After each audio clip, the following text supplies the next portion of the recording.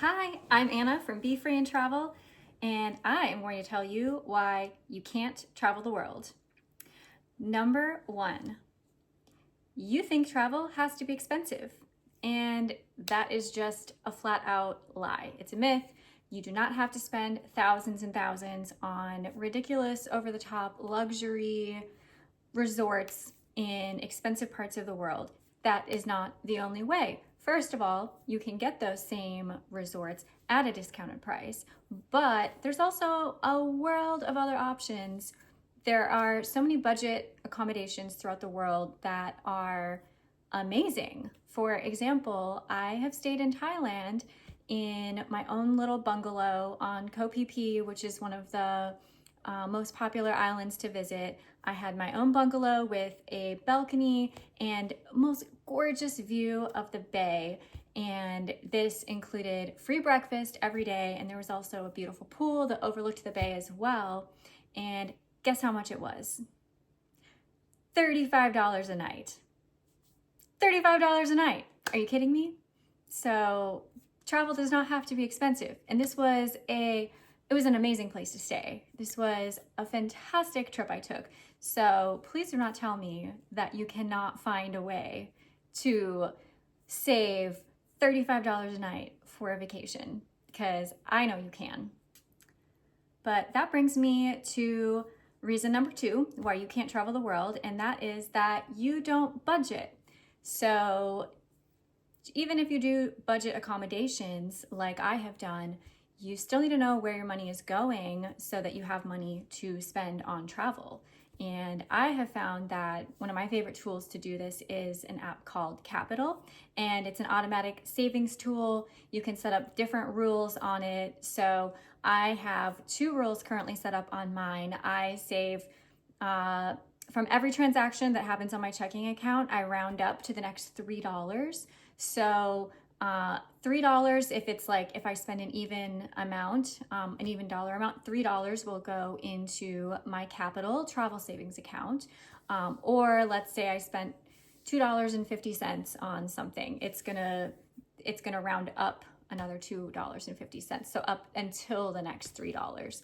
So I have money going in automatically, just a couple dollars. You can set a rule like that anywhere from rounding up to the next dollar to the next $5, so you can kind of choose what you like to do. And the other rule that I have set up is called the 52-week rule, where you start with a dollar amount, and every week it will save $1 more than it saved the week before. So I started with $1, so then the following week it saves $2, then $3, and by the end of the whole year you are saving $52 a week, and it just slowly increases like that.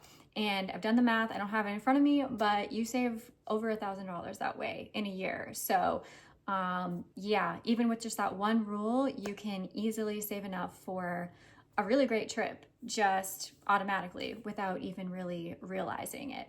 And I've had these two rules running now for maybe a few months, maybe actually about 6 months now, and I just have completely forgotten about it.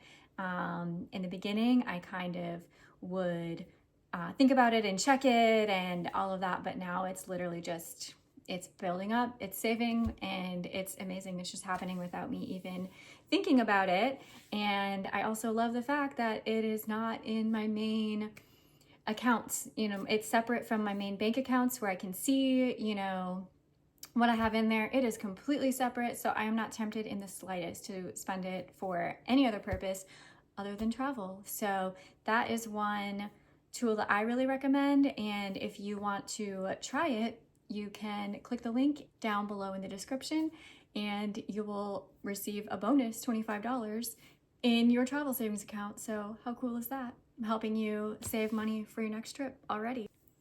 Reason number three that you can't travel is that you don't know what you're willing to sacrifice to do it. A lot of times when people have heard that I've traveled to so many countries, right now it's 40 countries on 5 continents. And when people talk to me and hear this, they say things like, oh my gosh, you're so lucky. I wish I could do that too. As if I just woke up one day and, my suitcase packed itself and my shoes automatically took me to my car, which automatically took me to the airport, and that I just magically got on an airplane. And, you know, obviously I had to make choices and I had to make sacrifices. I had to save money. I had to do a lot of things that, allowed me to visit all of those places. So if you don't know what you are willing to give up, what you're willing to sacrifice in order to do the travel that you want to do, that is one of the main reasons why you can't travel. Reason number 4 that you can't travel is it's just not a priority for you. So along those same lines, if you don't know what you're willing to sacrifice, especially let's say you're in the figuring out how you're gonna save. And if you're always making these choices of going out on a Friday night or getting your nails done or buying this pair of shoes that you really don't need, but you just really like them, it's not that you can't travel, it's that it's not your priority. You're choosing what your priorities are. If you are choosing to do something else instead of maybe finding some time to build your savings account, maybe you need to go work some more, maybe you need to build a business, whatever it might be, a little side hustle to save some money for travel. And if you're choosing to spend your time elsewhere, it's the same thing. It's not that you can't travel, it's that you're choosing not to. Your priorities are elsewhere. Reason number 5 that you can't travel is that you are not talking to people who have done it before, especially if you are really wanting to do some long-term travel. Maybe you want to turn it into a lifestyle, you want to do digital nomad life, whatever it is. If you're just surrounding yourself with people who have never been out of the country, don't take trips, maybe, and it might be people you really love. It might be mom, it might be brother, sister, it might be your best friend, but what you really need to do if you want to travel is find these people who have done a lot of travel and talk to them. Reach out to me, or maybe you have a friend in your circle who has done a lot of travel. So sitting down with that person and actually seeing, hey, how did you do that? I really want to do that too. You know, getting tips and pointers from them, and just really kind of surrounding yourself with people who are doing or have done what you want to do. That is how you'll be able to do it too. Reason number 6, the final reason that you can't travel the world is that you just haven't decided that you can yet. Mindset is everything in life. If we have these self-limiting beliefs, whether it's, oh, I don't make enough money, oh, I don't have the time, oh, it's not safe, any and all of these things, whatever it is that we're using as an excuse not to travel the world, well, that's why you can't travel the world. We all have excuses. We can make plenty of them. The goal is to actually flip your mindset, decide that you can, and figure out a way to do it. Those are just obstacles. Excuses are not, they're not a reason that you actually can't do it. It's all in your mind. You have to find the way that you can. And if you're sitting there like, oh, Anna, but you don't understand, but this scenario and but that scenario, I promise you, I had tons of those scenarios myself. I put a lot of self-limiting beliefs on myself about various things in my life, but travel was one thing that I was absolutely determined, regardless of the fact that I was an early childhood teacher making barely more than minimum wage. I wasn't going to let that stop me from traveling the world, which is what I really wanted to do. I wanted to experience more of life. I wanted to live. I wanted to meet people of different cultures, create memories, have experiences. That was something that I valued more than things. So I set my mind to it. I decided that I could, regardless of what anyone told me, regardless of my financial situation. I decided that I was going to do it. And so the good news is that all of these things are fixable. The first thing that you have to do is just change your mindset. Decide that you can. You don't even have to know the way how to do it yet. I can help you with that. Other people can help you with that. The internet, YouTube University, there's tons of information here. And if you decide that you can, it's going to be possible. So that's the first thing you can do. You can start budgeting. You can actually track what are your expenses, where is your money coming from, and where is it going.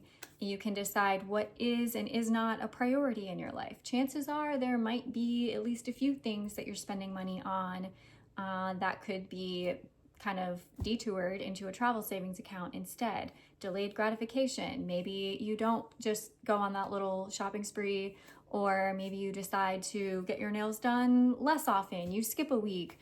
You don't go out this week. You're gonna go out less, whatever it might be. There's probably ways that you can cut back, and yeah, you can actually budget. Another thing you can do, you can reach out to me, like I said, or you can find other friends that you might know who have traveled and again, get their insight. Surround yourself with people who have done it so that you feel like it is possible for you and you can help get their insight on how you can do it too. Overall, you just need to get to know yourself and what your priorities really are. Do you really have to stay at some super expensive hotel in an expensive part of the world, or can you travel to a destination that's a lot more budget friendly and stay in accommodations that don't break the bank? Because contrary to popular belief, travel's not always that expensive, especially if you live in a country like the US or other countries like that. Cost of living is high here, you know, like you pay a lot for rent, for all these different bills, and it is not always that expensive. You can actually spend less money traveling than you normally do at home. Less money, like it's wild, but like you could go and travel somewhere for a month and actually spend less money potentially if you pick the right places and you stay in the right accommodations. And yeah, you can actually spend less money traveling than you normally do at a month at home if you live in an expensive country. So I hope that these tips help you. I hope this helps you maybe flip your mindset and realize that you can travel, because I just know, as a former early childhood teacher who made barely more than minimum wage, if I can travel the world, if I can make it to 40 countries on 5 continents, I know you can too. And if you want help figuring out how to do that, hit me up. I can definitely help you figure out how this is possible for you too.